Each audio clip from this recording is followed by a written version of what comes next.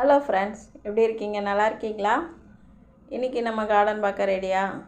சரிங்க, நம்ம கார்டன் பார்க்கலாம். வாங்க வீடியோக்குள்ள போகலாம். பாருங்கள், தக்காளி. நம்ம தக்காளி செடியில் தக்காளியை பார்க்க ரொம்ப ஆசையாக இருக்குது.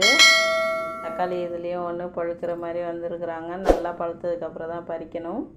அப்புறம் திராட்சை செடியும் நல்லா வந்துக்கிட்டு இருக்கிறாங்க. அப்புறம் நம்ம இன்றைக்கி பச்சை மிளகா பாருங்கள். பச்சை மிளகா ஏற்கனவே நின்ன பச்சை மிளகா பிடிங்கி எடுத்துகிட்டு இங்கே நம்மளுக்கு மல்லி செடிக்குள்ளே ஒரு பச்சை மிளகா நின்னதை எடுத்துகிட்டு வச்சேன். அதுவும் இப்போ மொட்டு வச்சு பூத்துட்ருக்கு. அப்புறம் பார்த்திங்கன்னா கற்பூரவள்ளி எல்லாமே நல்லா இருக்குது. இந்த பச்சை மிளகா இப்போ தான் பூ விட்டுருக்குது. டக்குன்னு நம்மளுக்கு காய் வரல. பூ கொட்டும், முதல்ல கொட்டிட்டு தான் வரும். அப்புறம் பார்த்திங்கன்னா இதில் இருக்கிற தக்காளியும் இப்போ நம்மளுக்கு பூ பூக்க ஆரம்பிச்சிடுச்சு. கொய்யா செடி பாருங்கள், அது பாட்டுக்கு போயிட்டுருக்குறாங்க. அப்புறம் அப்படியே பார்த்தோம்னா அந்த புடலை செடி நமக்கு பிஞ்சு விடுது. ஆனால் காய் பெருசாக மாட்டேங்குது, ஏன்னு தெரியல. நானும் உரம் எல்லாத்துக்கும் கொடுக்கும்போது இதுக்கும் உரம் கொடுக்க தான் செய்கிறேன். நல்ல பெரிய பாட்டில் நிற்கிது. கொடியும் நல்லா போச்சு, அப்புறம் ஸ்டாப் ஆகிடுச்சு. இப்போ கப்புகளை அதுலேயும் நம்மளுக்கு பிஞ்சு வரல. இன்னும் காய் பெருசாக பிஞ்சு வரத்தான் செய்யுது. அப்புறம் இந்த பீன்ஸ் செடி பாருங்கள். பீன்ஸ் செடியில் நம்மளுக்கு மறுபடியும் பூ எடுத்துருக்குது. காயெல்லாம் பறிச்சாச்சு. 1-2 கிடக்கிறதும் பறிக்கிற லெவலுக்கு வந்தாச்சு. இந்த பீன்ஸ் செடி அதை விட சின்னதாகவே நின்றுடுச்சுங்க. ஏன்னா இது கட் பண்ணி விட்டு வச்சுருக்குது. நிறையா செடி கட் பண்ணி விட்டு வாடி போச்சுங்க, எடுத்து போட்டுட்டேன். இப்போ இதுலேயும் மொட்டு வந்திருக்குது. நிறைய நல்லா மேலே கொஞ்சம் வந்த செடியெல்லாம் கூட கட் பண்ணி விட்டுட்டு இருந்தது. என்ன தான் கட் பண்ணுச்சுன்னு தெரில. செர்பரா செடி நல்லா வந்திருக்கு. அப்புறம் பார்த்திங்கன்னா இது சொரக்காய் பாருங்கள். நான் ஏற்கனவே போட்டிருந்தேன், நல்லா வந்துட்டுருக்குது. ஆனால் மொட்டு வந்திருக்கு பாருங்கன்னு. அந்த செடி இப்போது பாருங்கள் கொடி வீசி வருது. அந்த கொடி போய் நம்மளுக்கு நித்தியமல்லி செடியில் பிடிச்சிட்ருக்குது. அதை எடுத்து நம்மளுக்கு இந்த சைடாக கயிறில் போகிற மாதிரி கட்டி விடணும். நல்லா வெயிலில் வச்சதுனால இது நல்லா ஆரோக்கியமாக செம சூப்பராக வந்துக்கிட்டு இருக்குது. கூடவே இன்னொரு செடியும் நிற்குது, அதுவும் ஓரளவு வருது.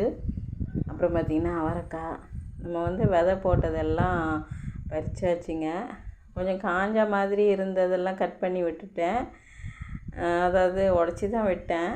கட் பண்ணி விடணும்னு நினச்சேன், ஆனால் விடலை. இன்னும் 1-2 மொட்டு வந்துக்கிட்டு இருக்குது. இன்னும் கொஞ்சம் நம்ம அதில் கட் பண்ணி விட வேண்டியதும் இருக்குது. கட் பண்ணி விட்டுட்டு பார்க்கலாம். பார்த்திங்கன்னா இந்த தக்காளிலையும் ஒன்று ஒன்றா பழுத்துடுச்சு. இன்னொன்றும் பழுக்குது. இன்னும் கொஞ்சம் பழுக்க வேண்டியது இருக்குது. நல்லா பழுத்த பிறகு பறிக்கலாம். அதிலேருந்து பார்த்திங்கன்னா கீழே இருந்து துளிர் பாருங்கள் பூ வச்சுருக்குது அந்த செடியிலையே. அப்புறம் இந்த தொட்டியில் பாருங்களேன், ஏற்கனவே ஒரே ஒரு செடி வச்சு நல்லா பெருசாக நம்மளுக்கு பூத்துது. அதுலேருந்து கொட்டி முளைச்சி அதிலே அப்படியே ஒரு 4 செடி வந்துடுச்சு நல்லா பெருசாகவே. அதுலேயும் மொட்டு வந்திருக்குதுங்க செர்பராவில்.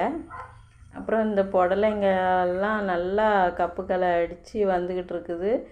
மறுபடியும் நம்மளுக்கு இதில் காய் பறித்தேன். பெருசாக போயிட்டுருக்கிறதுலேயும் கப்புகளை அடிச்சிருக்குது பாருங்கள். கப்புகளை வந்திருக்குது.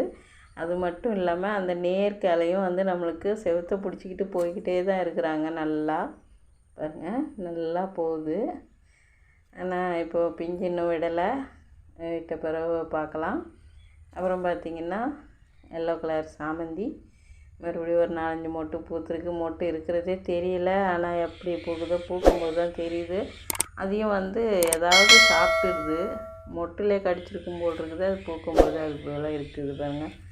பூத்த பூவையும் சாப்பிட்டுடுது, மொட்டையும் சாப்பிட்டுடுது. எதனாவது எந்த பூச்சி அப்படி சாப்பிடுதுன்னே தெரியல. அப்புறம் பார்த்திங்கன்னா திப்பிலி நான் 2 திப்பிலி எடுத்து காய வைக்கலான்னு எடுத்து வச்சேன். அது எங்கே வச்சேன்னே தெரில.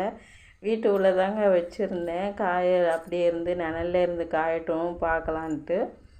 இப்போ அது எங்கே இருக்குதுன்னு தெரியல. இந்த தக்காளி மட்டும் நல்லா செவந்துடுச்சு, அதனால் இதை நீங்கள் பறிச்சிடலாம். அதிலே இன்னொரு தக்காளியும் பழுக்கிற மாதிரி தான் இருக்குது. அதுவும் நல்லா பழுத்ததுக்கப்புறம் நம்ம பறிச்சிக்கலாம்.